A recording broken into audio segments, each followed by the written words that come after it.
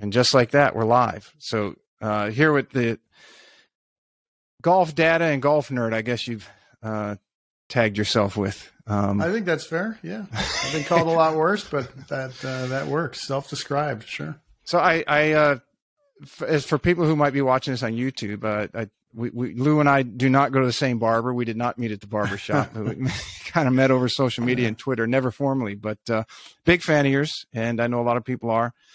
I know we're going to have a lot of fun. Yeah, thanks for having me. I'm looking forward to it. I always love doing these kind of things and having chats. And I love the haircut. It's great. Very aerodynamic. Although this time of the year, it starts to get a little chilly. That's it does. The problem.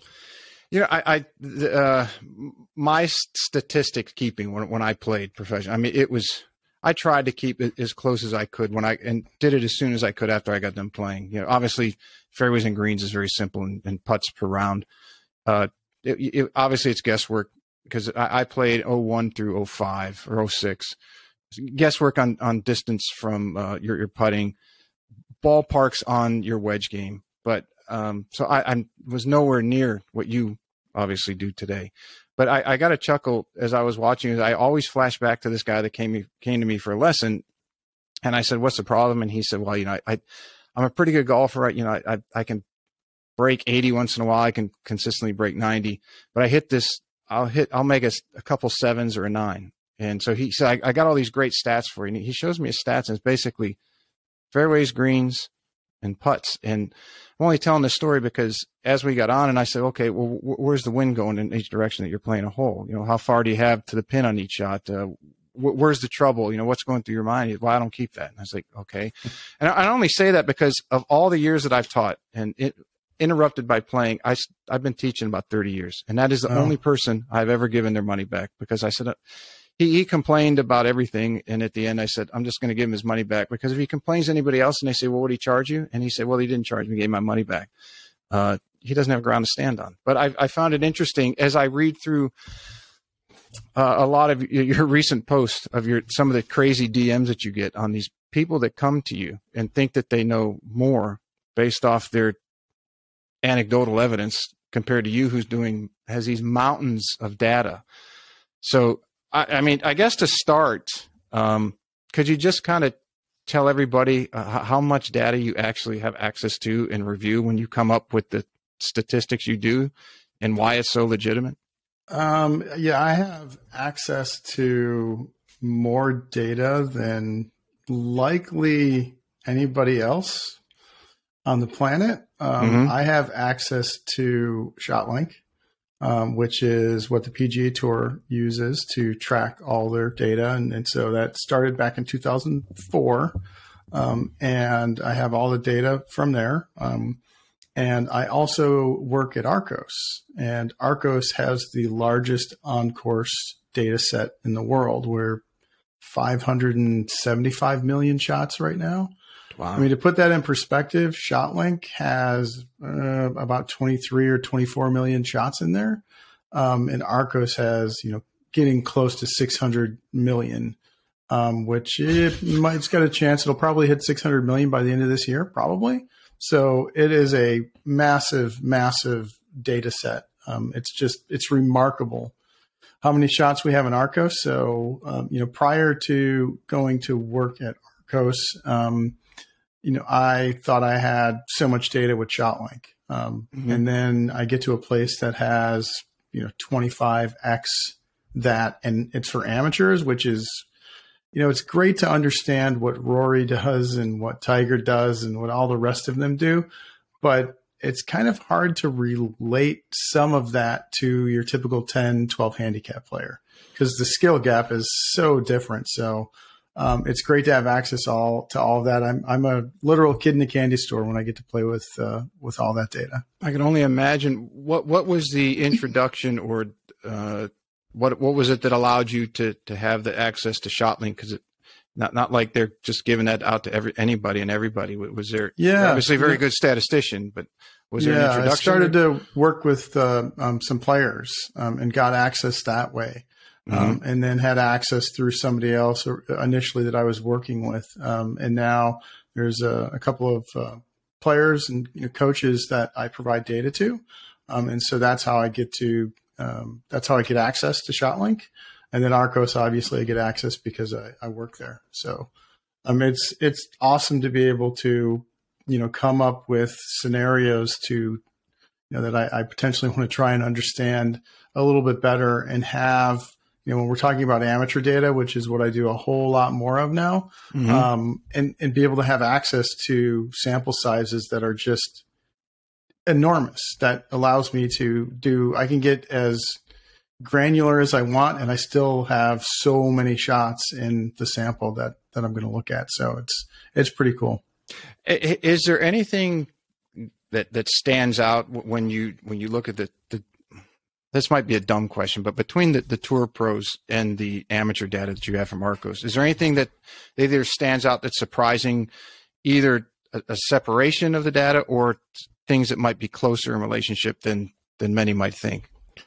What stands out is just how much better tour pros are than everyday average amateur players, even good players. The skill gap is incredible. It's enormous. And for whatever reason, us golfers, and I'm occasionally guilty of this myself, we somehow think we can perform at the level of a world-class player. I don't think I can dunk a basketball like LeBron. I don't think I can shoot threes like Steph. I don't think I can throw a football like Josh Allen. But for some reason, there's a subset of golfers, and it's a little bit larger than you might think, that I can hit really good shots. They're not that much better than me. They are world class. They're some of the best few hundred players on the planet. And to put that in perspective, there's about 50 million golfers in the world, and they're the best couple hundred out of 50 million. You don't get to be the best few hundred out of 50 million by just being so. They're so good. They're miles better than anyone else, and they're playing a very different game. And what I mean by that is there's different kinds of golf, in my opinion. There's the casual round on Saturday morning with your friends. There's a round on Saturday morning with your friends, or maybe there's a few bucks on the line, and you play everything down and by the rules, and maybe you put everything out. Then there's competitive tournament golf for amateur players. And then there's professional golf where you're playing for your paycheck, where if you don't make money, you are not going to be in that profession any longer.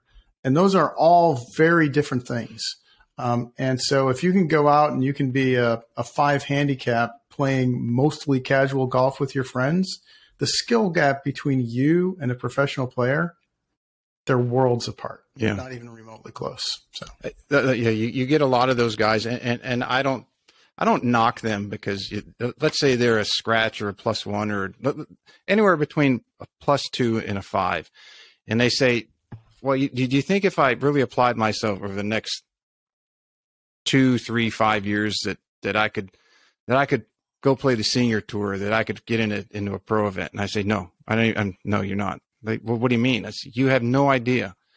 I mean, you can't beat me. And I play maybe once a month, and I didn't play for about 6 years. And I said, I'm here. I'm not out there. And I struggled when I was out there. Yeah. So no, you can't. The big thing in the coaching world now is skill development. And I had Dr. Will Wu on, and we talked a lot about that. Oh, yeah. And one of the things that he mentioned that was very interesting was that you can teach somebody, and he's doing it with his son, if I'm not mistaken. You can teach somebody to swing left-handed just as efficient as you could right-handed, or pretty darn close, if you start out young enough and you do the right things. There is a predisposition. I learned a couple of weeks back that in the womb, kids will have a predisposition to be right-handed, or a certain dominance or something like that. And I messaged him about that, and he said it's a different thing. He said what he was talking about was the development of a skill to be able to do things ambidextrously or from both sides.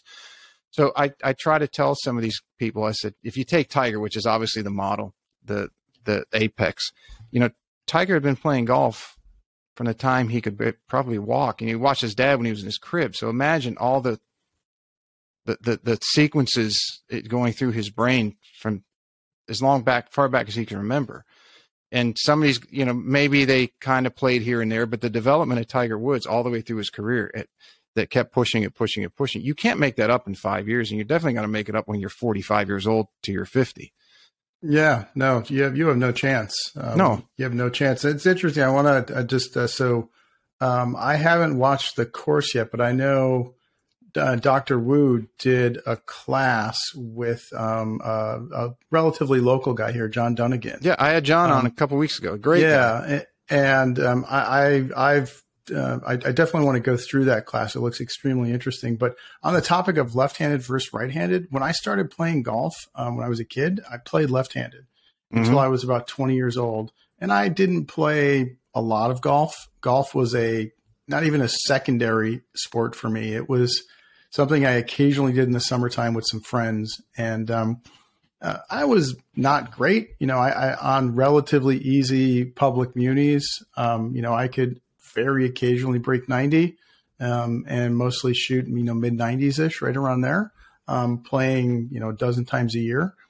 And then I tore my ACL on my right knee. And finishing on your right side as a lefty, it became, kind of challenging. And so one summer, the summer after I had the ACL surgery, I stood with 100% of my weight on my left foot and just started to hit right-handed pitch shots in the yard that went 15, 20 yards, and ended up switching over to right-handed and relearn the game as somebody that, played relatively casually. But when I first made the switch, because I could still relatively swing wedges relatively well, kind of just army swings with them, 9-iron and shorter. So 9-iron wedge and all my shorter wedges were still left-handed. My putter was left-handed. Everything else was right-handed. So I'd show up to play with someone that didn't see me, and they're like, what is this guy doing? He plays some shots as a lefty and some shots as a righty. And then as my knee started to, everything started to feel better, and I started to get more comfortable and better right-handed, I slowly switched over the short clubs, except for my putter. I never switched the putter. That'll always be left-handed. I couldn't putt right-handed if you asked me to. And I almost wonder if that was a mistake, like switching. I know this is probably not what you wanted to talk about, but I have no coordination right-handed. So if you ask me to, throw a baseball up in the air and whack it out of the air with a baseball bat, or do that with a golf ball in your driver like people do, if you ask me to do that right-handed, it's a swing and a miss time and time and time again. If you ask me to do it left-handed, I'm making really good contact, really coordinated and comfortable that way. So I definitely relearned the game, and I have a very funky swing, I think, and that's because of switching sides and probably lots of other reasons. But anyway, I digress. It's very odd, because I used to practice because you hit so many balls when you're playing, you're traveling, and the chiropractor at the time said, well, go hit some balls left-handed. And I would do that. Let's say if I took a day off, okay, I'll go to the range, I'll hit 50, 60 balls left-handed. Yeah. And the difference in just the way you look at things at that point is it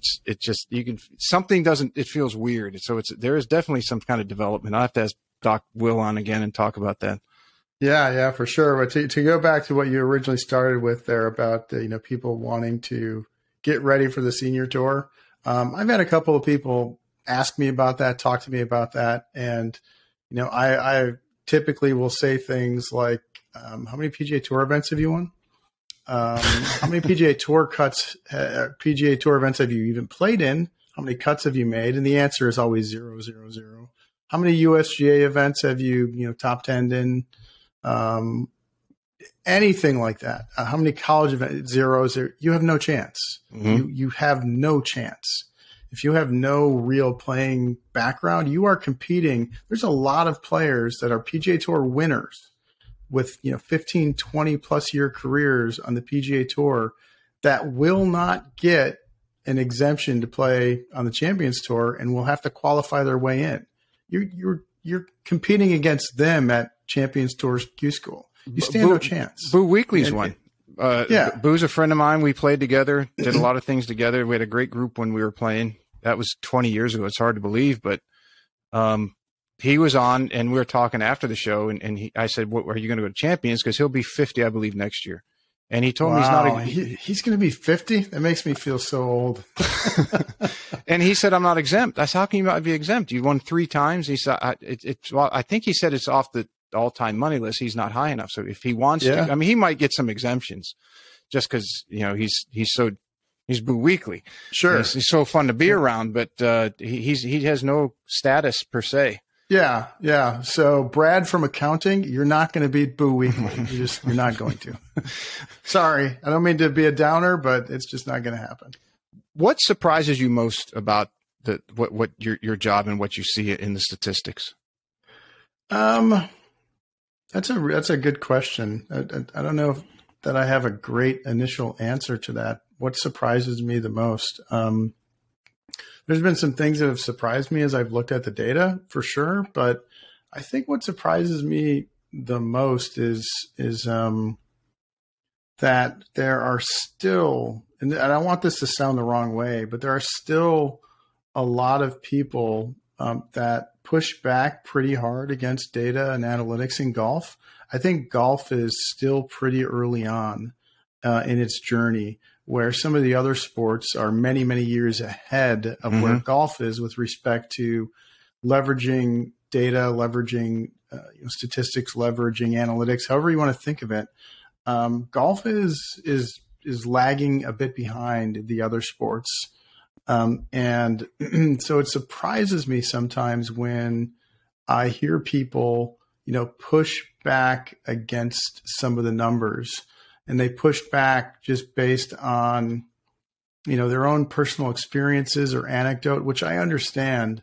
And I've had some really good conversations with, former PGA Tour players, really good players that, aren't necessarily against the data. I don't want it to sound like they're against the data, but they just have, they grew up in a different time with a different thought pattern and they haven't adjusted to it. And again, I don't want any of this to sound like it's coming out the wrong way because it's not, but it's surprising sometimes how people will push back. And if you go back, I've talked to people in other sports that are a little bit farther along than golf. And, they will say, 20 years ago in baseball, there was so much pushback on some of the things that they were doing. That's the Billy Bean era? Yeah. And now it's just, there's teams have, they have teams of statisticians and data scientists that are using all of the latest techniques, technology, doing things that are just unreal to help players and coaches perform just that much better. And that would have been, 20 years ago, there was just a tiny fraction of people that bought into that, with most people saying it's a waste of time. So, we're still going through that, but we make progress every year. Like Mark Brody certainly blazed a trail here with what he started with strokes gained. It gave us such a different way to think about how to measure performance versus some of the old stats, the putts per green in regulation, right, the putts per round. All of those things are, there's some use to them, but looking at things with strokes gained with what he created just opened up this world of opportunity for us to be able to look at things in different ways. I had a fella, Blake Adams, and he's out of Atlanta. He's a baseball hitting coach. I guess he's one of the young gurus. Like Golf Digest has top 40, under 40, Blake would probably be in that category for baseball. And we were talking because he's really likes golf and he's a fanatic. And we talked about the differences in the two, and that baseball from the dawn of the game had always focused on bat speed and strength. It might not be apparent with Babe Ruth, but he wasn't in the gym, but right, bat speed and then they got an exit speed and all those things, similar to TrackMan does ball speed now. But he said, right, from early on, baseball was all about bat speed, and now golf. There were people that got into it, but I would say Bryson was the one that brought it to the forefront, that really made it a developed skill. And if you look back, distance has always been an advantage. It always will be an advantage. And if you look back at some of the best players, in eras gone by, most of them were pretty long hitters. Some of the longest hitters. It's always been an advantage. It's just with strokes gained, After that came on the scene, I think they started strokes gain putting in 2011, maybe 2010, 2011. I mean, they've been tracking stats since 2004, and they had all this info, and they weren't quite sure what to do with it. And then Mark Brody came along and untangled it and gave them a path forward. Strokes gain putting was the first thing that came out, 11 years ago now, roughly. And then they expanded on that. And so we went from, distance is important, accuracy is really important, to being able to quantify how important it actually is and what parts of the game are the most important. So, we're really only 10, 11 years into the journey. Mm-hmm. So, 10 years from now, you have a lot of younger junior players, players that are going to be on the PGA Tour next year, 3 years from now, 5 years from now. And I work with junior players, younger college players. I coach at Princeton. It's one of my duties. And I work with a number of college players, D1 college players. And I can tell you from my experience that so many of them are so vested and in tune with their own numbers to help them understand their performance, what's working, what isn't working, where they need to get better, where they need to focus their time, that 10 years from now, as that cycle kind of changes where, we have players that retire and a new crop of younger players, we're going to be, like baseball is now 10 years from now. So it's going to be a pretty cool journey. Looking forward to it. As I follow you on Twitter, as many do, I don't know how many thousands, or maybe hit the million by now, Twitter followers. not even close. Yeah. You're up there with The Rock and I wish. Dan Bilzerian. Yeah. Uh-huh.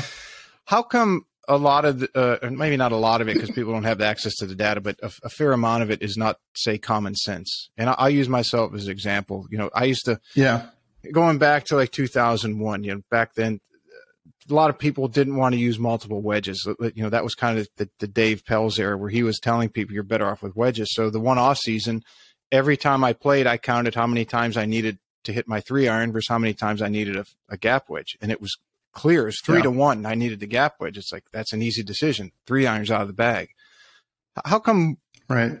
I mean, you obviously go much beyond that, but how come? Do you have any idea or theory on why people can't grasp some of the common sense things that you explain to them or post on Twitter, and they just want to fight you? Or even some of the tour pros. I think for the most part, I'll say for the most part, I will post some of the DMs because they're funny and they definitely get a chuckle out of people and they get some interest. But by and large, for the most part, I get, the number of positive DMs that I get compared to the number of negative is, 50 to 1. And it might be higher than that, right? But there's always a couple that come through. It's the internet, right? So somebody's going to just do what they do on the internet. So that's what it is. So by and large, many people are open-minded, and many people are starting to, embrace data and realize there's maybe different ways to look at things. And sometimes, what we learn maybe goes against what we grew up being told in the game. And I mean, just, in your world, think of before TrackMan. Now I know there was a population of coaches that understood, ball flight laws back then, but for the most part, they didn't. And they thought that, path, you want to make the ball start right, it's going to be influenced by your path, which we know is not true. 80, 85%, whatever that number is exactly. I know there's variables that impact it, is face angle at impact. And now we know that. Now we can show that with TrackMan and with GC Quad and with other tools that are out there. And it's accepted now. TrackMan was with 2006, 2007, somewhere around there. Yeah, somewhere around there. When. But we're 15 years into it now, and now it's accepted. And now, as a coach, most coaches are going to have something like that in their teaching. They're going to have a TrackMan. They're going to have a quad. They're going to have something to look at that kind of information from a player. Where when TrackMan first came on the scene, I remember very specifically, I'm not going to name who it was, but a head pro that I knew, really knowledgeable guy. Everyone came to him from miles around for lessons. And he said, I'll never have one of those because they're useless. I can see everything I need to see with these two eyes. Mm-hmm. Now, if a teacher said that to you as a student, you'd probably say, I don't know if I'm going to get a lesson from you. So, we've come a long way. And so what you sometimes see on the internet, isn't a reflection of the overall golf population. Are there still some people that, don't believe that you should leave some of your putts short? Yeah, there are. But most people are going to look at that info and go, oh, that's interesting. Let me process and digest that and let me, consider that.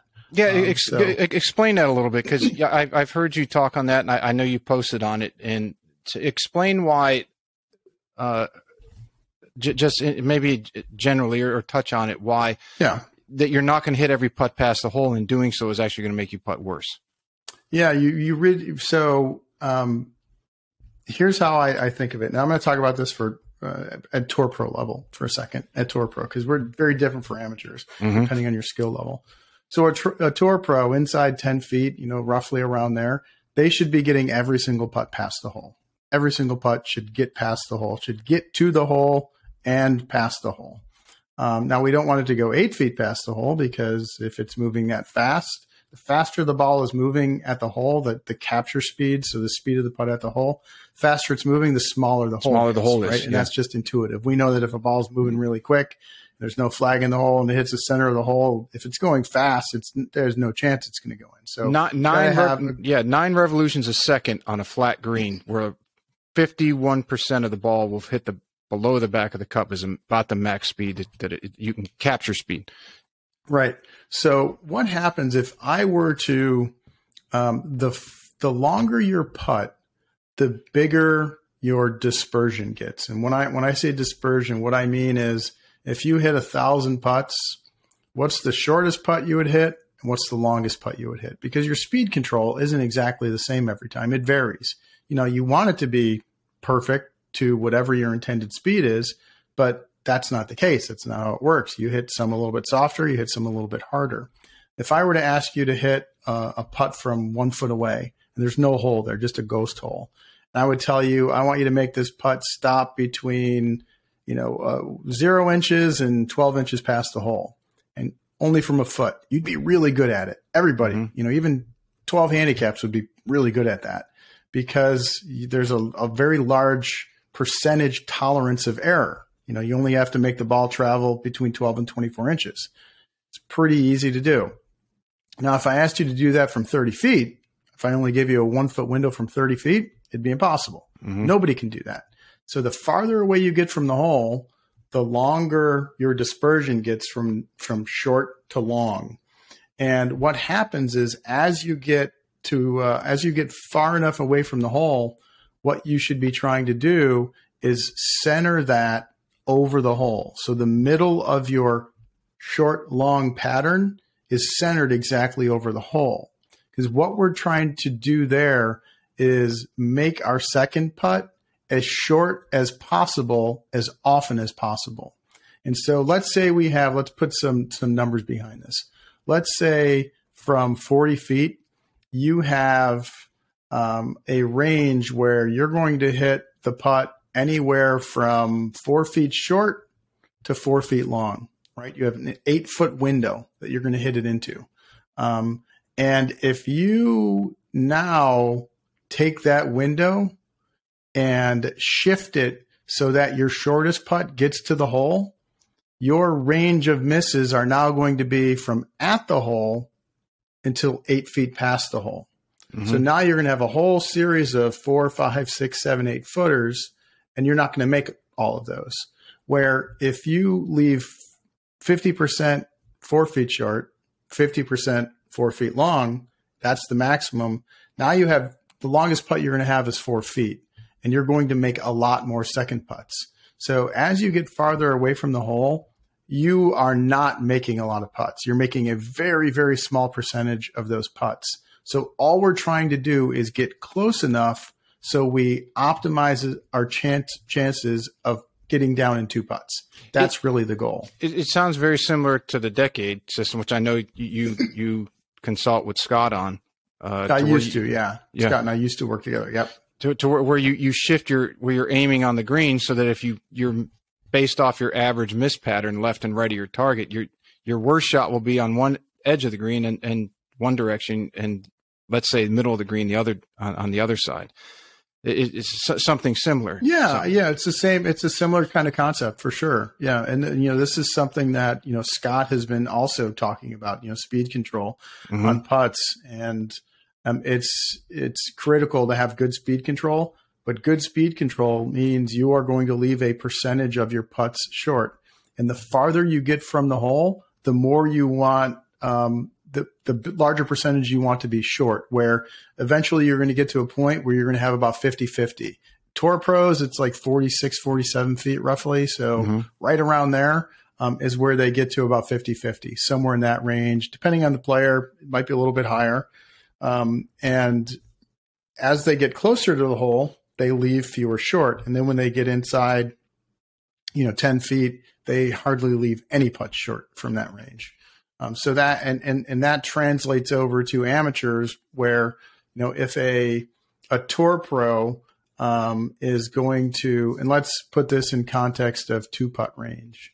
So 2-putt range for a tour pro is about 33 feet. They average 2 putts from 33 feet, and from 33 feet they leave about 41% of their putts short of the hole. A 5 handicap, 2 putts from 21 feet. And so a 5 handicap from 21 feet should be around the same, maybe a smidge less, as far as how many putts they're going to leave short of the hole, because all we're trying to do there is not 3-putt. That's our goal, because you are going to make so few putts from 21 feet as a 5 handicap. We're just trying to get down in 2. So if we're getting closer to, almost centering our pattern over the hole, our second putt on the average is going to be a lot shorter, and we're going to 2-putt a whole lot more. Hopefully that makes sense. Well, to me, it makes total sense. When we were messaging, and I mentioned I did that, I went pretty far into the neuroscience. I had gotten so far at one point, I was reading on cellular vibration, its effect on tempo and rhythm. And I'm like, I think I might have gone a little too far, because how many people on the planet am I going to talk to about this? I mean, right. So, but what I did find was, because what I'm getting at is, practicing let's take the average mental concept of an amateur golfer for the most part. Maybe some of the pros, as you alluded to, they're not grasping because they were told something when they were younger or taught something. But practicing getting closer to the hole and not necessarily making sure every putt is past the hole is the better goal to achieve than it is, let me make sure all these putts are to the hole.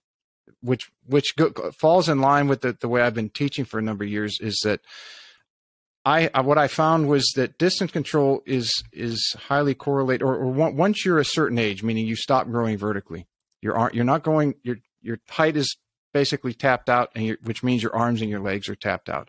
So your cadence, your natural cadence, and your rhythm and tempo are pretty much set.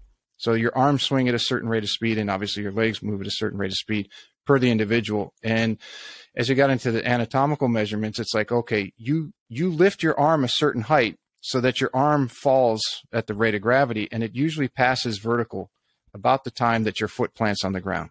So I had a very understanding of that, and I started looking at distance control, and I said, well, if that's the case, you only have to figure out how far back to take one of your arms, usually your lead arm, because gravity is going to have a constant rate of speed, and it's going to take it forward. And since everybody walks at their own cadence, there is no need to practice a cadence in your putting. Now, what I found out was, because I had spent a lot of time with a guy who was arguably back in the 70s, 80s, and 90s, even early 2000s, was by many considered one of the best club fitters in the country. His subscription for length, I talked a lot with him, there was roughly, and I think the tour tempo guys kind of threw this out there, that there was about a 2.7 to 1 ratio of rotation for the tempo. And if we took that and we said, okay, if we're going to make a putter that's the right length for somebody, we can fit the length.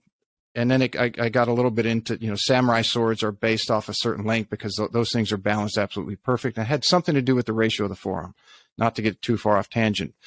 But if we could fit the length so that the natural cadence, rhythm, and tempo of the individual was uninterrupted, or we limited the amount of variables that affected it, then somebody could really develop distance control to extremely high level, so long as they didn't have some other variable like get it past the hole every time buried in their brain.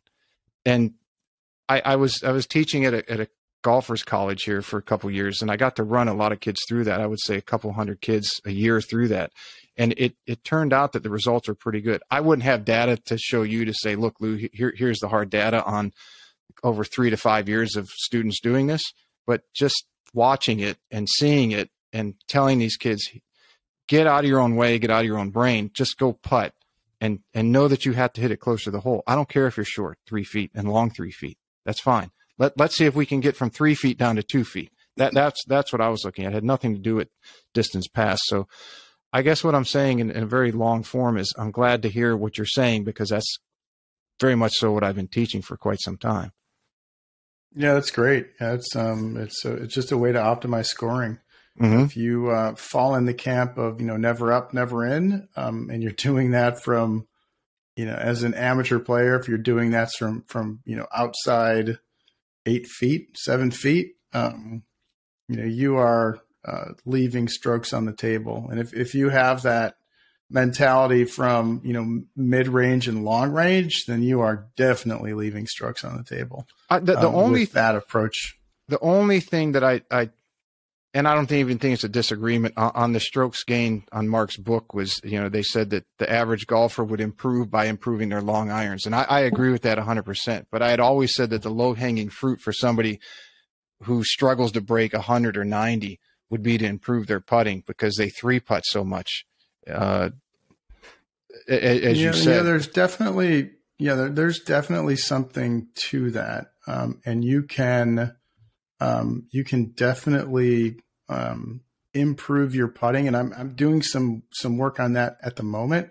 I'm looking at amateurs that have improved. So ARCCOS has been around for many, 6 years now. And, we have players that have been using it for multiple years, multiple seasons, and players' skill level, it fluctuates. It moves up and down. And some people get a lot better. Some people get a lot worse. And I'm looking at individual players, so a player at a time. So I'd be looking at you, and I'd get Pete's data for the last 3 or 4 years. And maybe you went from, being a player that was, losing 2 strokes around with your putting to somebody that was gaining 1 stroke around with your putting. So I would find all the players that gained a certain number of strokes with putting with each category of the game. And I'm looking to see how long it took them to get there. And I'm looking at differently. So how long did it take you to improve your putting? And I would look at, I'm looking at like a 20 round moving average. So I would take, let's say you played your first 20 rounds. I would take your average putting numbers from your first 20 rounds. And then when you got to round number 21, I would take your average putting numbers from round 2 through 21, which is 20 rounds, and then round 3 through 22. So I have this 20 round moving average, and seeing how long it takes you to go from, where you were to, gaining an additional shot or a half a shot in a category. I don't have enough to share yet. And I hate to speculate because I still have some work left to do, but I'll just say I'm not going to be surprised for mid-level handicap players, and I'll say like 12 and above, 10 to 12 and above, if they can improve quicker with putting. And I'm going to say improve by shaving off, a stroke, 1 stroke of putting. So how long would it take players to shave off 1 stroke with only their putting? And I won't be surprised if putting leads the way there. But I will definitely, stay tuned for that one, because I'm very interested to see what the outcome is there. But I agree, for a lot of players, there is opportunity with putting. But what I'll say to that, and this is why it's so important to track your stats and know, is that everybody's different, and there's not a one size fits all in golf. And you can have players that have the same handicap index and be wildly different in a skill. So here's an example, real life example. Take 10 handicap players. They both have a 10 handicap. So you get on the first tee. What's your handicap? I'm a 10. I'm a 10. Okay. Mm-hmm. If you take the worst putters out of all of the 10 handicap players. So what I mean by that is 95% of all the 10 handicap players putt better than this person. They're in the bottom 5%. The bottom 5% of putters as a group, they putt like the typical 20 handicap player. Remember, this is a 10 handicap. They putt like the typical 20 handicap. Now, our other 10 handicaps standing on the tee, again, still a 10 handicap. They're in the top 5% of all putters. They putt like the typical scratch player. So you can have two players that are 10 handicaps, and one of them putts like the typical 20 handicap. One of them putts like the typical scratch player. Those are wildly, wildly different skills, right? One is a horrible, horrific putter. The other one is a really, really good putter, but they're both 10 handicaps. So that's why I always preach how important it is to track your own stats so you know what you need to work on. And that is something that, as a, human species, I don't think we are perfect at that. I think we have a lot of bias on what we think about our own games. And we feed into that depending on, what happens on the course that day. And we don't have a true understanding of what we're good at and what we're not. So when I, start working with players, or when I'm doing a talk to a group of players, I'll always ask, over your last 5 or 10 rounds, whatever you want to tell me, what's your strokes gained off the tee? And if you can't tell me, either because you know it right away, or you say, I don't know exactly what it is, but here, let me look it up. Mm-hmm. If you can't tell me that, then you might not be optimizing what part of the game you could be working on to get better faster.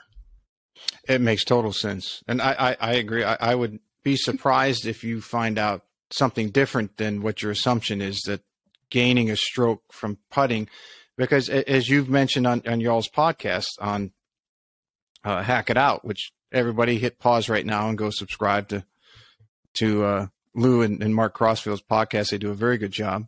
That you can, like now in the Northern Hemisphere, North America, anything above, let's say Virginia, and it's getting quite cold where it's hard to get outside. So you can practice in your living room or your basement or your bedroom, wherever you can. Putts probably at least 8 feet or less, whether it's to a quarter on the ground or a shot glass is what, we used to putt to when we were kids. But it's something that you can develop over the off season where your swing, you're not going to be able to do it. Right. Yeah. Unless you have a hitting net in your house, in your garage, in your yard.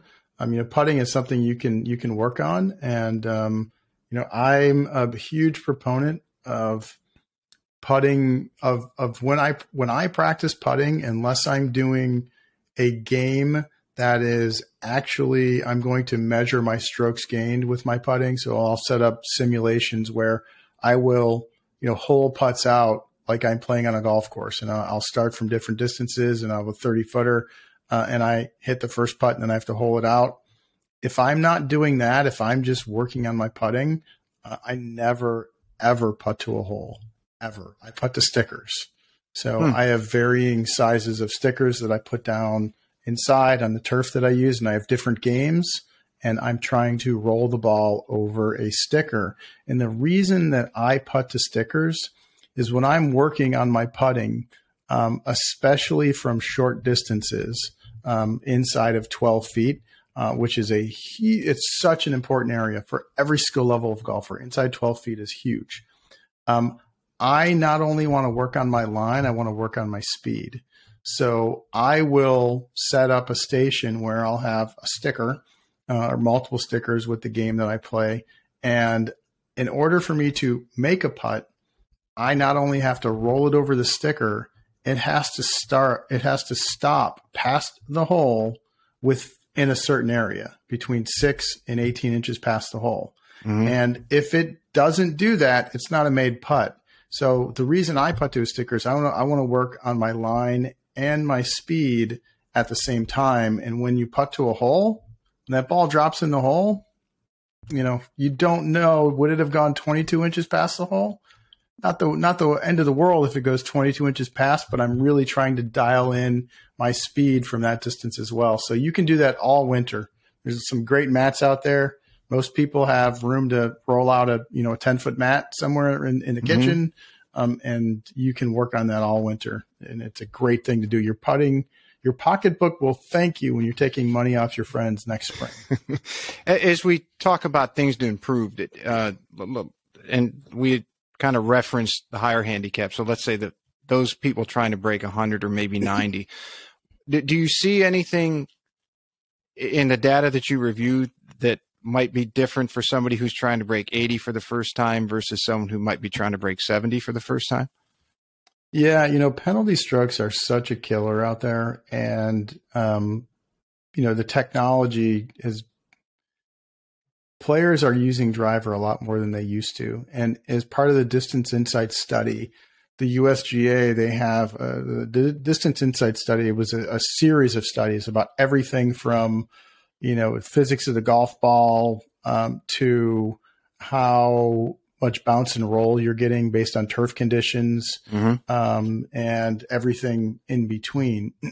And one of the things that they looked at, hold on one second.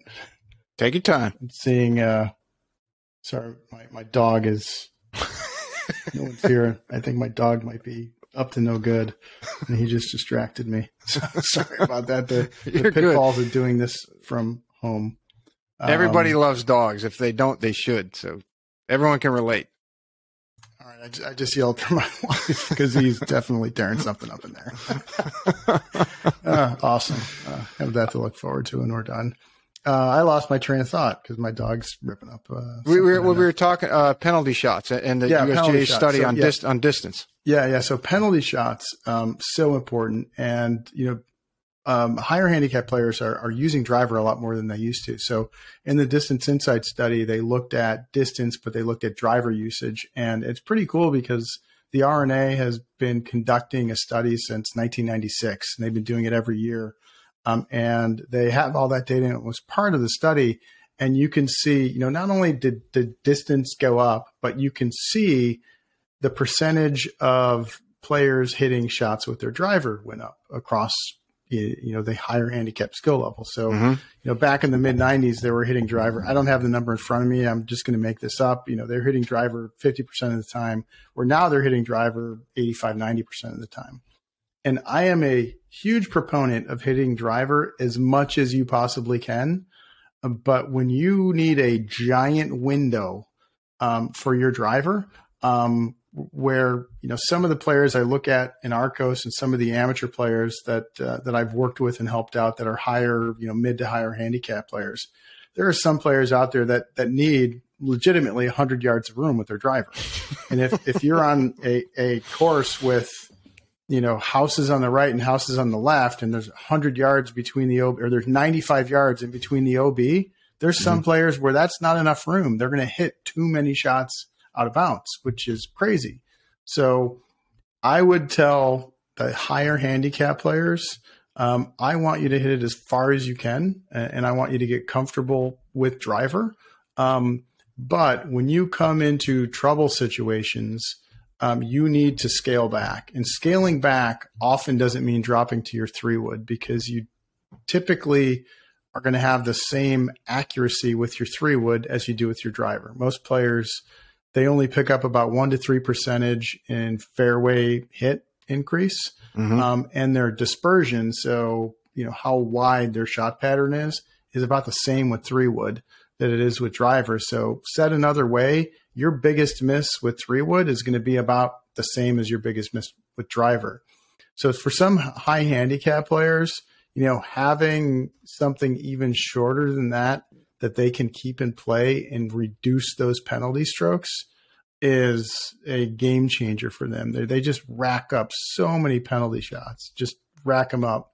And then the other thing too that they're typically not good at, and I can see this in the data, is when they get into recovery situations, and I can tell this in a way from the data, they are not making the best decisions. So when you get one off in the trees, and you're trying to thread a 3-wood, through a small opening, and you're a 17 handicap, that's probably not going to end well, right? You need to be coming out sideways with a wedge, get yourself back in play. It's amazing some of the stuff you kind of see in the data and that you can infer, what's going on. So you got to eliminate penalty strokes and just keep the ball in play as a high handicap. Take enough club. Mm-hmm. Every skill level is horrible at taking enough club. And high handicap, the worse you are, higher your handicap is, the worse you get at that. So is that ego driven? Do you think that everyone thinks they hit it longer than they do? I don't know that it's necessarily ego driven. I think it's our bias, saying, well, yeah, I hit that 7-iron 150. Yeah. I mean, I can hit a 150. I don't know that that might play a role. But you're just remembering the good ones, right? You're not remembering 100 of them and how, your normal strikes go anywhere from 10 to 160. Like the really good ones go 150 or more, but there's a whole mess that are 30, 40 yards short of that. And that's what happens. Players leave so many shots short. So take more club. And then the other thing that I can see in the data, and I see this when I play with players. And so part of this is anecdotal for me saying this is what I see. And then part of it is I can see this in the data. When they get off in the rough, and they're, a distance, they don't hit a great one off the tee and they're in the rough and they have 215 yards left on a par 4. They're not getting there with their 3-wood. They don't hit it far enough. And yet they pull 3-wood out of the rough. They're slow swing speed players. These 3-woods go nowhere. Like, so I would tell them, when you get out of trouble, let's advance it as far as we can. And sometimes that's going to mean taking a wedge or a 9-iron out of the rough when you're 210 yards away, just to make sure you're not, because you're going to, if you try to hit 3-wood there, I can tell you there is a treasure trove of 3-woods out of the rough from 17 handicaps that go about 30 yards. And they're still in the rough. And they're still in the rough, or they're in a bad spot, right? So these are just, kind of shooting from the hip, some of the things that I see in the data. Well, and for the better player who's single digit and they want to try to break par, what would be the advice, so to speak, for them? Where would you guide them? Yeah, for them, I would tell them, if you're not, and I don't want this to sound like a sales pitch because it's not. I ultimately, as a statistician and a performance coach, someone that's trying to help, I don't care what you use. I work for ARCCOS, so I'd love if you used ARCCOS, but you need to track your stats. You need to know where you are. You need to know what your strengths and your weaknesses are. If you're trying, as you get better, it gets a lot harder to shave strokes off your score. It's a lot easier to go from a 20 to a 15 than it is to go from a 2 index to a +1. Mm-hmm. Those are two very different journeys, and you're looking for fractions to improve. And so you really need to know what parts of your game need work. And as you start to get better, there's, you talked about the neuroscience side of things. There's so much on the mental side that comes into play as you start to get better. I mean, that's true for every single level of golf, but it becomes even a bigger factor when you start to get down to low single digits, trying to shoot those scores. I think as we relate things back to Tiger, as I mentioned earlier, him being sort of the apex or the peak of the mountain, and the what everybody's measured against nowadays. Yeah. And now I don't know this for a fact. I know a number of people who know Tiger personally for various reasons, and I I think that, or from what I was told sometimes, that his dad after tournaments, even going back to when he was a kid, especially going back to when he was a kid, would have him write down what he could have done better in that tournament and also what he learned in that tournament. So, you take somebody who's, and I used to compare he and Davis Love, and this is no knock on Davis by any means. He's one of the best golfers. I mean, he won 20 times plus on tour in a major, but it's like, Davis' dad was a swing coach and his swing was unbelievable. Tiger's dad was not a swing coach, but he had the special forces train, everything else, and he trained him that way. And obviously Tiger developed the swing later on. And it's like, you implement that into a kid early on and continue with that, and their mental game is going to be pretty damn good, and they're going to be difficult to beat. So long as they, continue to progress. I think it's harder to do it the other way, to learn the real good swing and then develop the mental later on. Yeah, it's such an important part. I wish we could quantify how good his mental game was. I'm sure they'll come up with ways at some point that we could, look back and see, what was going on, in the heat of battle. I'm sure we'll get to that sooner or later.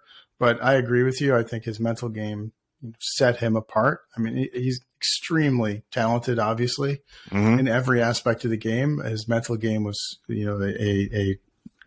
definitely a towering strength for him, for sure. I used to tell some of the sports psychologists I knew, I said, what I do is relatively simple in working on somebody's swing, because I have all these ways that I can see it.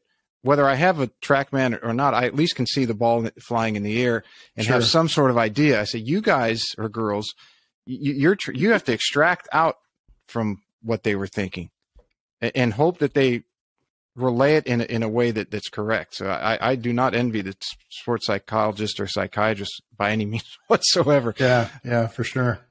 What are the stats that most golfers should keep? So if somebody, let's say there's a kid out there, he's 13 years old. He doesn't have mom and dad's money to get ARCCOS or any. Right. What should someone like that do? What should they keep? Yeah, so for there's a subset of people out there that want to have nothing to do with anything deeper than a couple of tick marks on the scorecard, and that's okay. For them, I would tell them greens and regulation.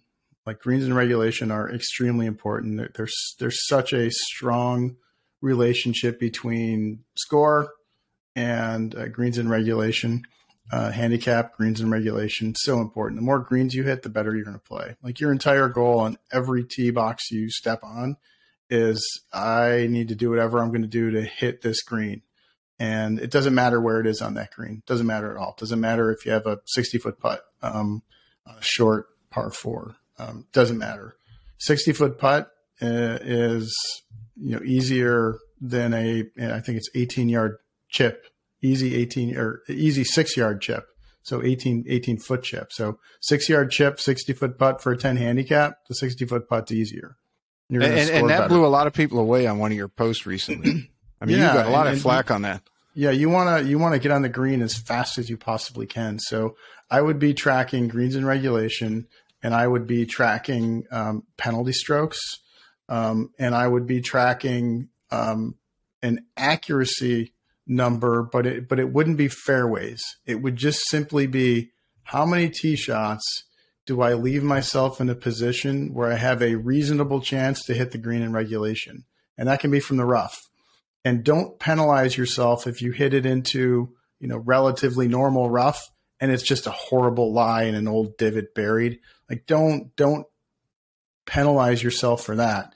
You put it into a spot where typically you're gonna be able to make a swing at it and try to hit a green in regulation. What we need to avoid off the tee is we need to avoid putting it into the woods where we have to come out sideways, and penalty strokes.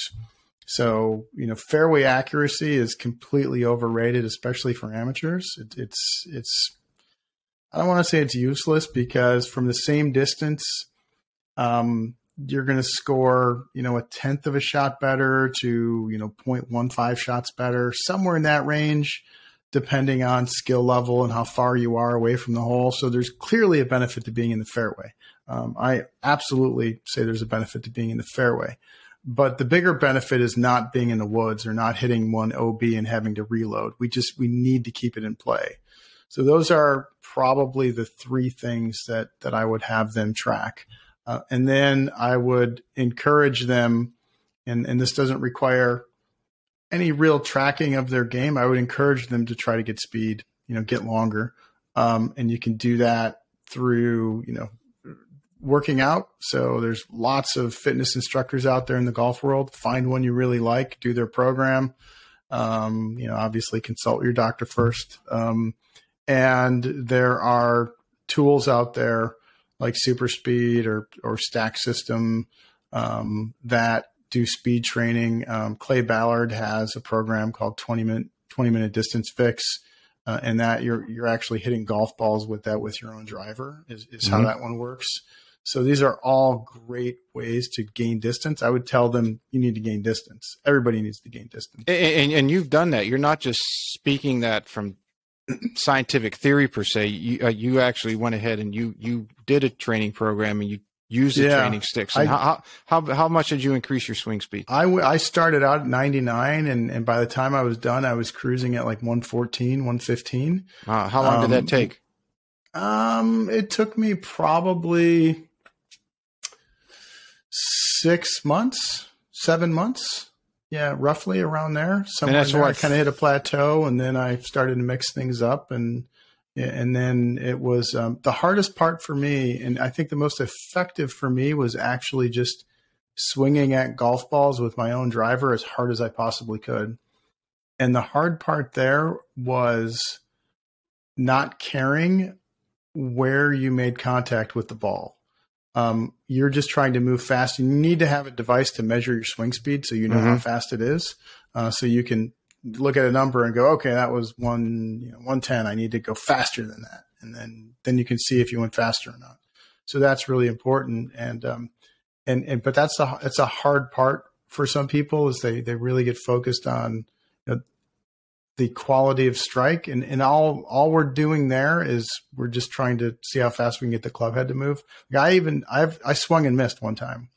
And if you've ever gone down steps and you're going up or down the steps and you think there's a step there and there isn't, and you go to, you make your next step like it's there and your body kind of freaks out because it's not what it expected. Well, that was what happened when I swung and missed. I was trying to hit the ball and just speed training, and it was a swing and a miss. And my body, I think I pulled like 12 different muscles, and it took me about 2 weeks to recover. But it was quite the experience. So get faster. That's 15 miles an hour. That's approximately 37 yards. I gained so much yardage. Yeah, it was crazy how much yardage I gained. Now, I've given some of that back. So I started working with Jason Giesbrecht almost a year ago now. He's an instructor based out of Canada, and we do everything remote. And so I've gone through a whole lot of swing changes. And I was also dealing with a hip issue earlier this year. So I'm at a point right now where the hip's back to normal. Hip is great, but I'm at a point right now where everything kind of stays where I want it to be swing wise until I add a lot of speed back in, and then old stuff starts to creep in. So I'm trying to ramp the speed back up and kind of keep everything there. So I'm down around like 106, 108 right now. So I'm down, 8 miles an hour, 7 miles an hour.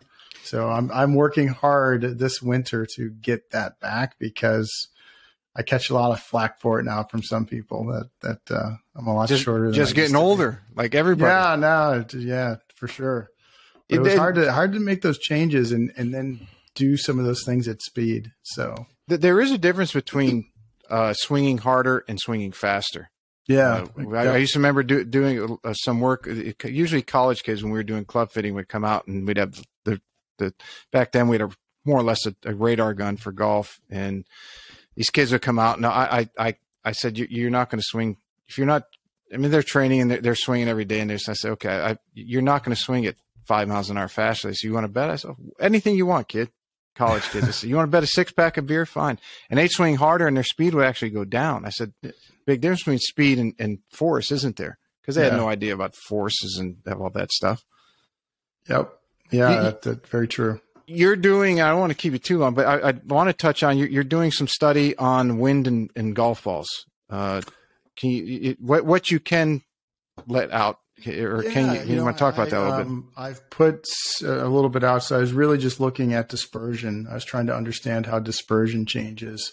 So when I say dispersion, I mean, if you hit 1,000 7-irons at a target 150 yards away, they're not all going to end up at the target. They're going to be around the target. And how big is that area where those golf balls end up? And I wanted to see how it changed and how much it changed, with different wind speed and different wind direction and what happened. Just to, I've always been fascinated by that. I've done some of that work with PGA Tour data, and it's really interesting to see how players are impacted by wind.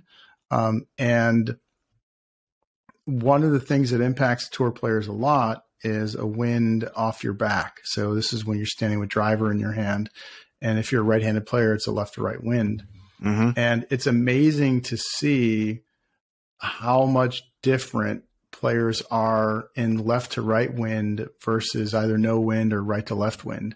I mean, there are some players, if you put it, to make it easier to understand, at a strokes gained per round level, there are some players that are 3/4 of a shot worse in a left to right wind than in a right to left wind, which is remarkable. It's a remarkable difference. And a while ago, we had on our pod, we had Victor Hovland on, and I asked him that question because he's really good out in a left to right wind. And when I say that, there's very minimal difference between a left to right wind and a right to left wind for him.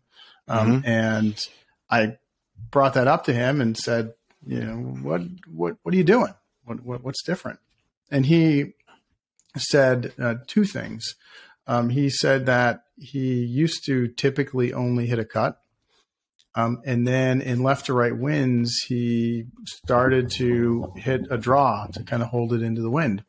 And he got comfortable doing that. And that was probably the biggest change that he made. And the other thing, which is really simple, he just started to aim a little bit farther left, which is really simple, right? It doesn't sound hard, but it's amazing when you see some of these players that struggle in certain winds, and you look at, dispersion for a player or a group of players that struggle that way, and you can see how many just get flared off, right in that situation, where you're probably going to flare a lot of those with whatever you got going on in your swing or however you're adjusting or not adjusting to that. So just aim a little bit more left. I'm still working through all the amateur data, and I put a nugget out there. I think it was about 10 handicaps, and it was a pretty big difference in dispersion from, the yardage that I looked at, downwind versus into the wind. And so I guess one of the takeaways there would be, if you're into the wind, you have to get a whole lot more conservative because you're hitting the ball into a much bigger area, right? You need a whole lot more room. And when you get straight downwind or almost straight downwind, it straightens everything out, and you can, and I hate to use this word, but you could maybe be a little more aggressive, right? You could maybe, you can certainly do things downwind that you wouldn't be able to do into the wind, and these are very generic statements.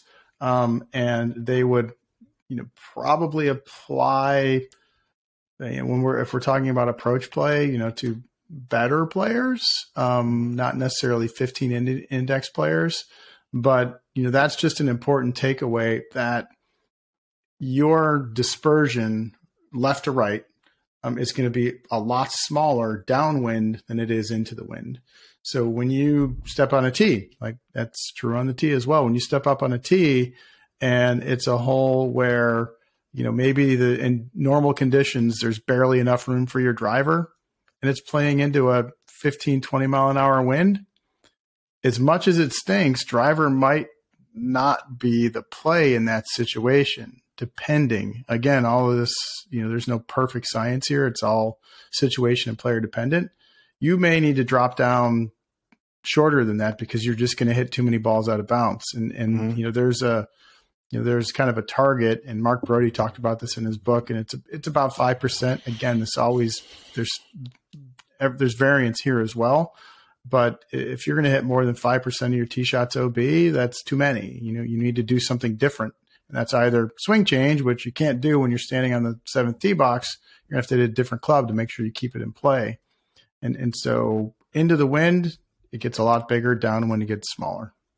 Yeah, I always found that interesting. It's like I'll never forget playing. We had a tournament one year. The wind had to be gusting at up to 50. And, you're hitting 6-iron. This was, 20 years ago, 6-iron from 200 yards. And if you didn't shoot the ball straight up in the air right away, it just knocked it down into the water. And it was so frustrating. Yeah. The study that are you doing some work with Marty Jertson and Chris Brody on that? Because I know they presented a lot of information. Yeah, I know on they recently presented, and I'm not doing anything with them on this.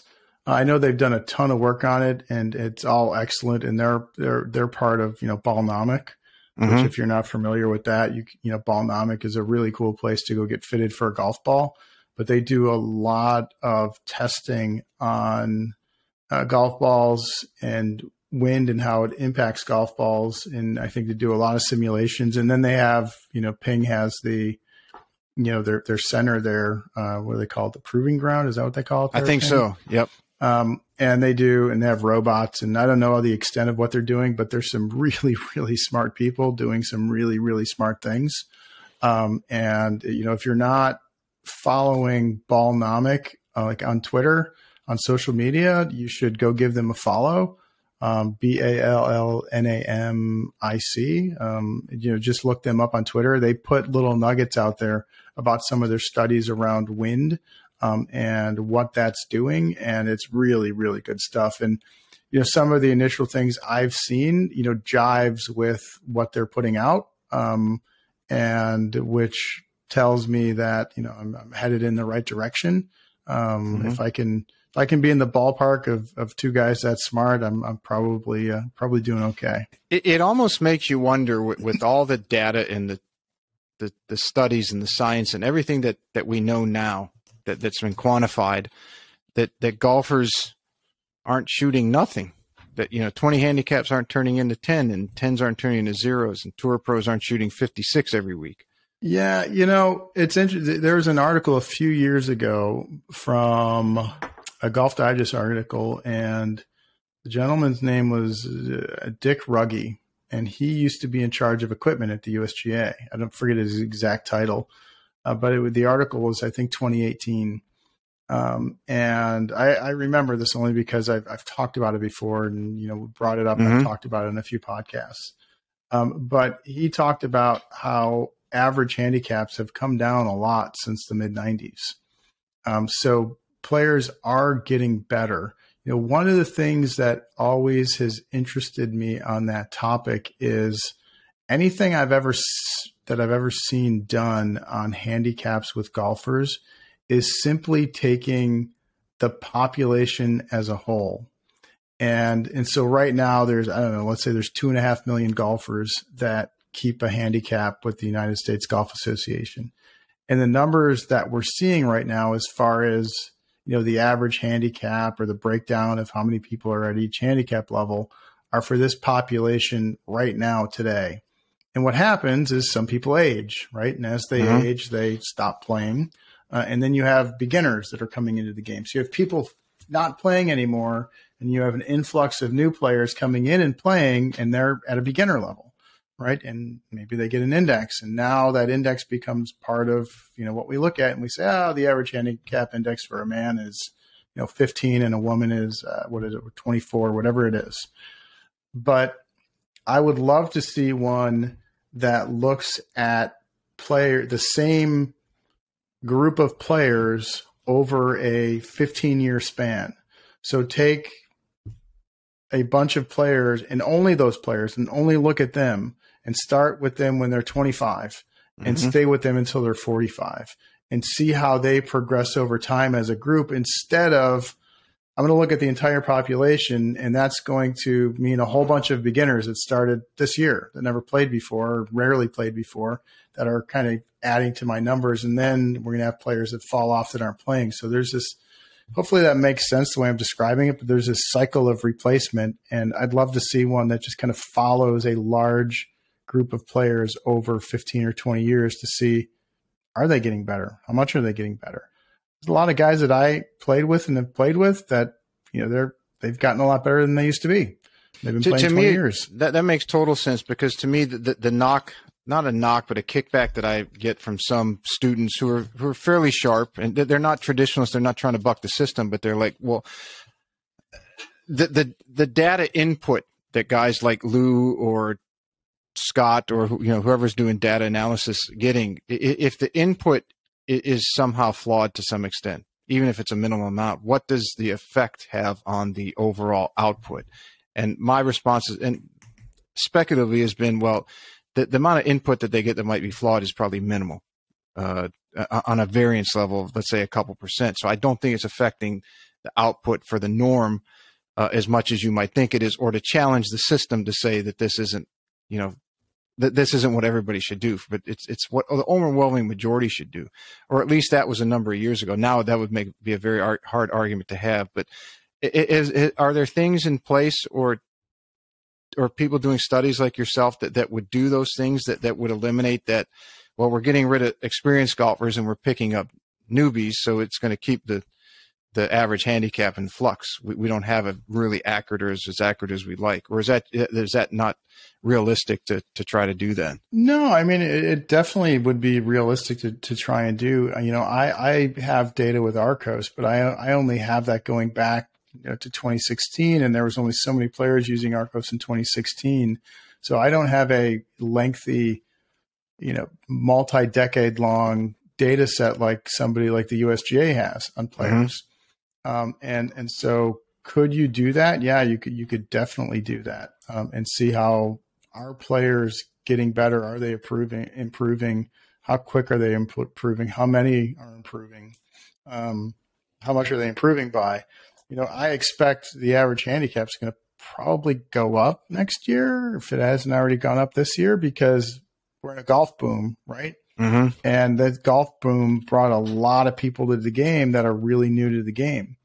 And if a certain percentage of those people go get indexes, there's an influx of beginners, which is great. We love that. But if we're looking at it from the, did the average handicap get better or worse over the last couple of years? Well, it probably got worse. Oh yeah. See, well, nobody's getting better. Well, all this stuff isn't working. 4 million beginners that are now playing the game that are, they're 25 indexes or more, all of them. So they're going to kind of muddy the waters if you know what I mean there.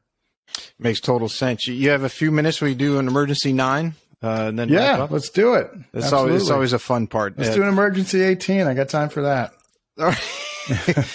The first one and the last one everybody gets. Okay. The ones in between we just shuffle around a little bit, but it's been a lot of fun to do this just to see people's answers. So let's say that you get your 37 yards extra with your driver, and you really start honing in your game, and you start making every putt, and you qualify for a couple tour events.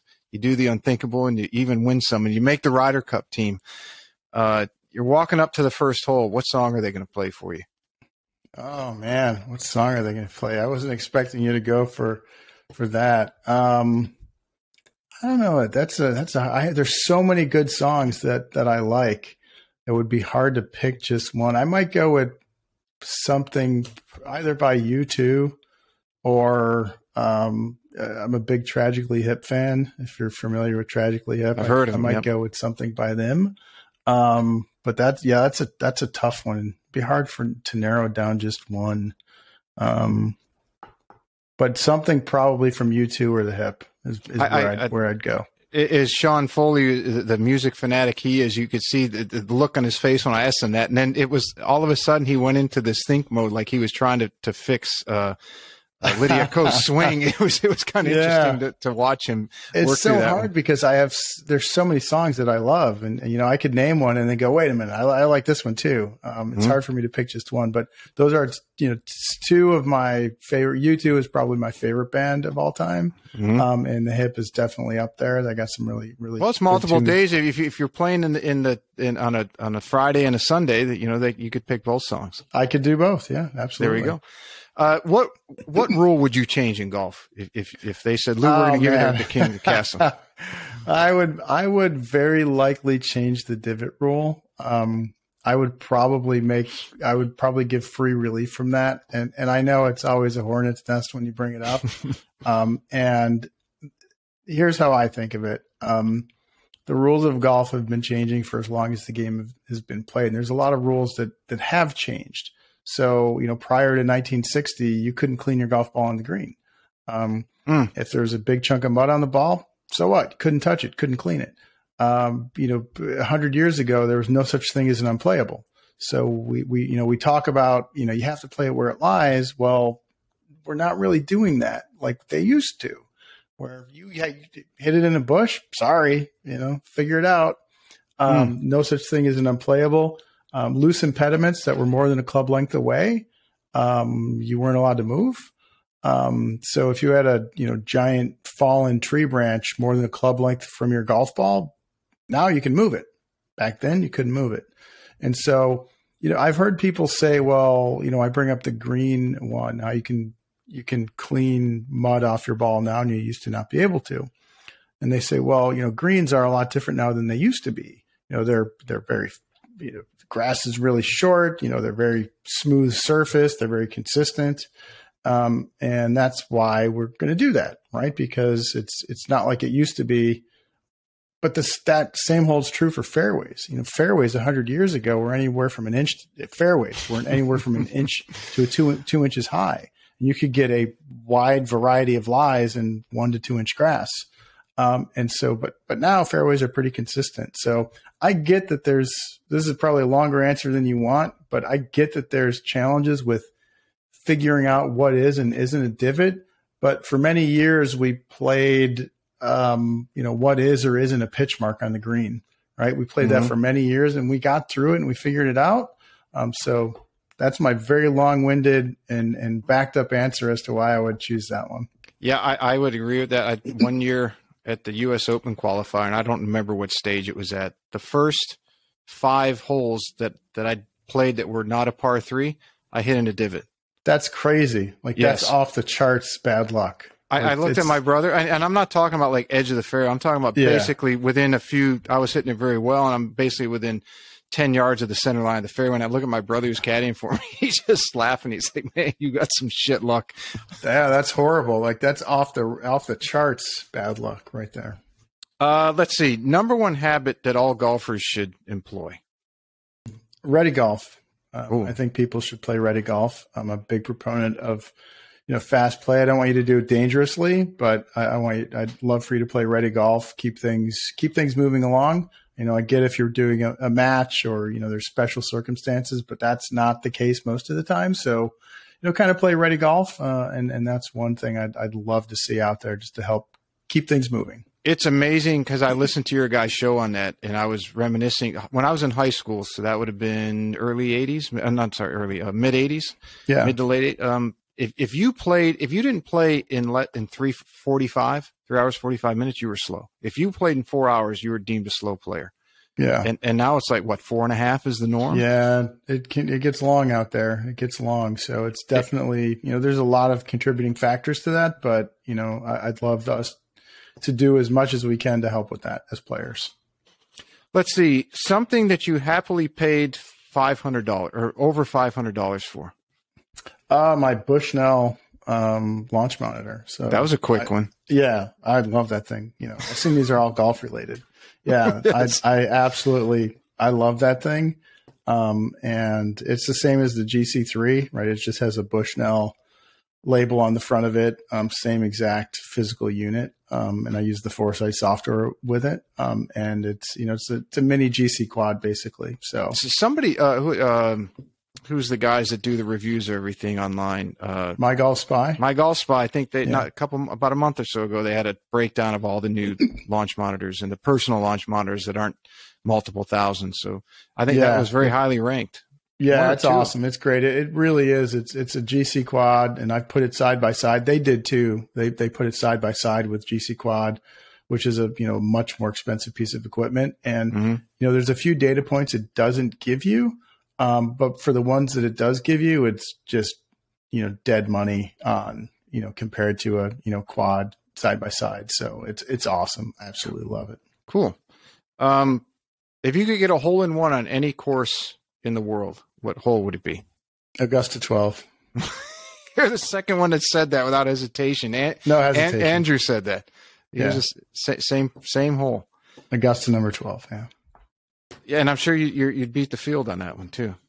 You would beat the field on just about anyone. Yeah, that'd be awesome. So I would take, I'd take a double on that hole. I'd take a triple. Like I'd take Tiger's 10 on that hole. As long as if I got to play it, I don't care what number I'd make. Hole in one would be the most amazing, bonus you could ever put in front of me. But I'd happily make a 10 on that hole, and I wouldn't even. I'd smile the whole time. Let's see. You're a numbers guy. So if you walked into a casino, what's the first game you're going to play? Poker. Yeah. I'd sit down at a poker table and play poker. Yeah, for sure. Let's see. If you could sit in a golf cart and talk to anybody that you wanted to, who would it be? Golf related? Anything. Anyone throughout history. Anybody you wanted to. Anybody I wanted to throughout history. All right. I'll answer it. I'm going to answer it two ways. Golf related, I would have loved to have. I never got to see him hit a golf ball, which I wish that I would have. I would have loved to have just chatted with Arnie, and just talked to him. That'd have been awesome. So my golfer would probably be Arnie. Non-golfer, who would I pick there? Ben Franklin. I've read a couple books on him, and pretty incredible guy. It'd be neat to have a conversation with him. See what he thinks about rolling back equipment. So yeah, he's kind of like the Elon Musk of 200 years ago. Yeah. He in some ways he is. Yeah, and it just he's probably not going to destroy Twitter though. So, so then anyway. Sorry, Elon. How much money would it take for you to quit golf for a year? How am I playing at the time? Am I on a heater, or is things looking south? Because those are two very different answers. Depends on what day you're asked, huh? Yeah, it would take a lot of money. I mean, I love golf, and it would take a lot of money for me to stop playing golf for a year. I dealt with an injury a few years ago that put me on the sidelines for a bit. Like couldn't play, physically couldn't play. And that was not fun. No, so it's not. It would take a lot of money. It's a great game. I didn't touch a club for almost 3 years, and I was going absolutely crazy because I had some physical issues, and I think that's kind of when I took up cooking, because I couldn't play, I couldn't work out, I couldn't do squat, and I cannot sit here. I can't go to work and come home and watch TV. Yeah. And then the last one that everybody gets as well, in your opinion, the greatest of all time golfer? Tiger. Yeah, for sure. I think Tiger's the greatest of all time. I think there's, we have a greatest of every era. And Jack was clearly the greatest of his era. And Tiger was the greatest of his. And what I would add to that is, the golfers of today are much better than the golfers of 60 years ago. And 60 years from now, those golfers will be much better than the golfers of today. So everybody gets better. Would Jack be an outstanding player in today's day and age? Yeah, absolutely. No question.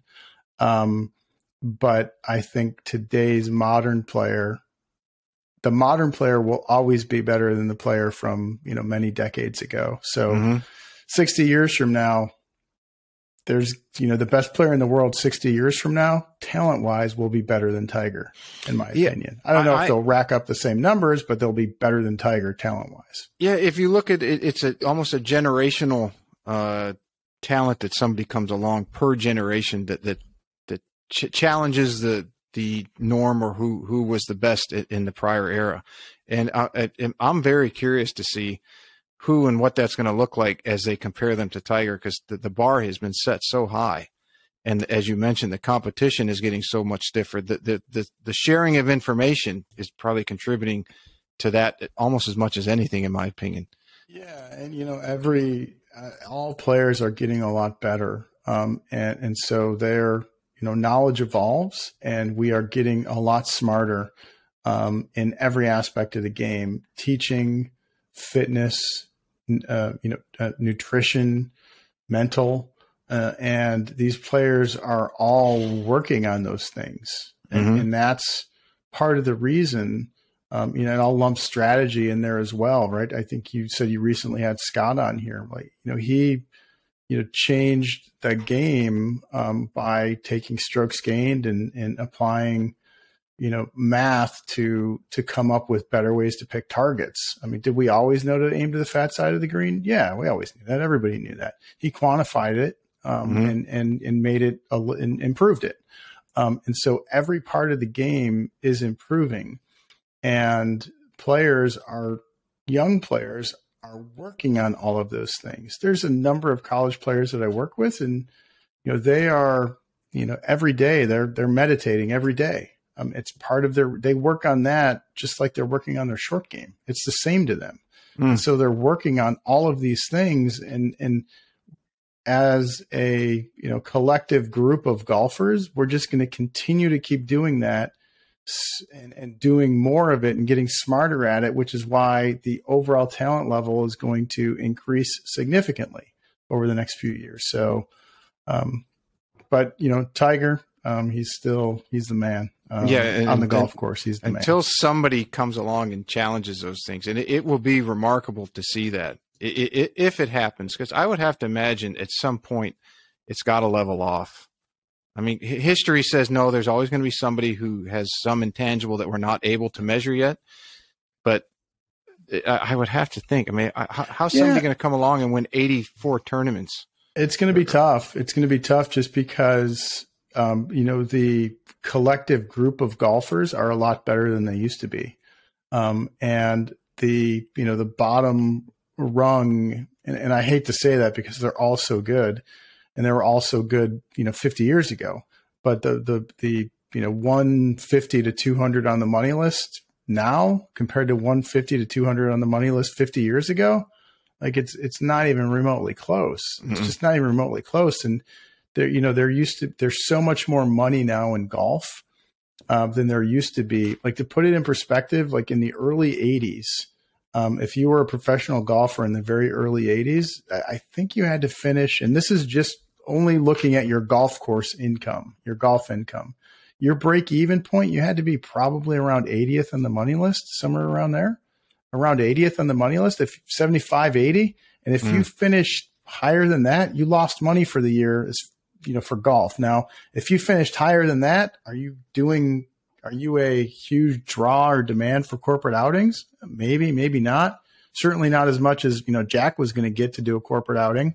But imagine if the 75th to 80th player on the PGA Tour, lost money. We can probably pretty quickly look up, and I'm guessing that the 75th player on the PGA Tour last year made, I don't know, what's your guess? 2 million? I'd say about 2 million, somewhere around 2. Yeah, I'm not sure, but I'm gonna look it up last year, and it was last year. 75th was 1.75 million. Taylor Moore, 1.75 million. Like, he didn't lose money on the year. Not even close. He made a lot of money. Imagine he lost money. He's got some bad habits. Right. So imagine being the 75th best player in the world, and you lost money. Like that was not a huge draw to bring talented players to the game. Like when I lived in Buffalo, New York as a kid, and I worked at the Country Club of Buffalo, and there was a guy who was a player there. His name was Ward Wetlaufer, and he was a college player. He was a Walker Cupper college player back in the late 50s, played with Jack. Jack was in his wedding. He was really good friends with Jack, and he was a phenomenal college player, incredible college player. And I remember asking him one time, Mr. Wetlaufer, why didn't you go play pro golf? And instantly, without even hesitating, there was no money in pro golf. I was going to make more money as a businessman. There was no money in pro golf unless you were top 5, top 10. There was no money, and so that's why he didn't go into pro golf. And could you imagine? He was a Walker Cupper, one of the best amateur players in the world at that point in time, and trying to turn professional wasn't even a consideration for him. Could you imagine a top 5 player in the WAGR right now, World Amateur Golf Rankings? Could you imagine a top 5, top 10, top 20 player in the WAGR saying, I'm not going to play pro golf? None of them are going to say that. No, nowadays they're signing $1 million contracts. Every single one of them is going to play. And you had one of the best amateur players in the world say, there's no money in it. I'm not going to do that. So I don't say that to diminish what Jack did or anything, but it's very different now. And that's the direction we're headed. It's amazing how things have changed. That's why, it's frightening to think of what's coming the next 5, 10, 20 years is, let's say I turned 50 this year. So by the time I'm 70, to look and say, whatever kids out there doing the crazy, amazing things, and just sit there and watch at Augusta, and who knows, maybe they're shooting 59 at Augusta. That would be, I guess. It's coming. It's definitely coming. I'm available to shoot 109 there if somebody wants to host me as a guest. I don't care what I would shoot. I got to go there for the first time this year. Pretty impressive, isn't it? It was incredible. I was there all 7 days, Monday through Sunday. And, they had to basically they had to throw me out on the last day. I wasn't leaving. I'm like, I'm staying. Were you crying like when the kids, they're closing down at Disney and it's time to go home and it's 11 at night and they're worn out and they're emotionally, they loved it and they don't want to go home and they're kicking and screaming? Yeah, for sure. That's what I was like. I was like, I don't want to leave. I don't want to go home. I want to stay. It was an awesome place. Absolutely loved it. So anything you have coming up where you're going to be speaking somewhere that we can tell people about, or you got something coming out?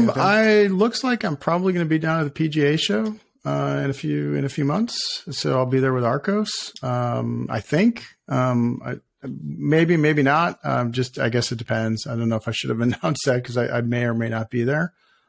So if I am and you're going to be at the show, please feel free to say hello. Definitely. And people can, for people who want to meet you down there, whatever, they obviously follow you on Twitter is your main place someone can find you, is it not? Yeah, you can find me on Twitter at Lou Stagner on Twitter. I'm also on Instagram at Lou Stagner Golf. I spend most of my time on Twitter, but I've been trying to spend more time on Instagram, but Instagram's just too hard for me to figure out that app, and I'm just not smart enough. So Twitter's way easier. So I'm putting an effort to get more stuff on Instagram. Well, I'd have to imagine for you, because it's more photo and video driven on Instagram, and for you to post numbers, it seems like it would be easier.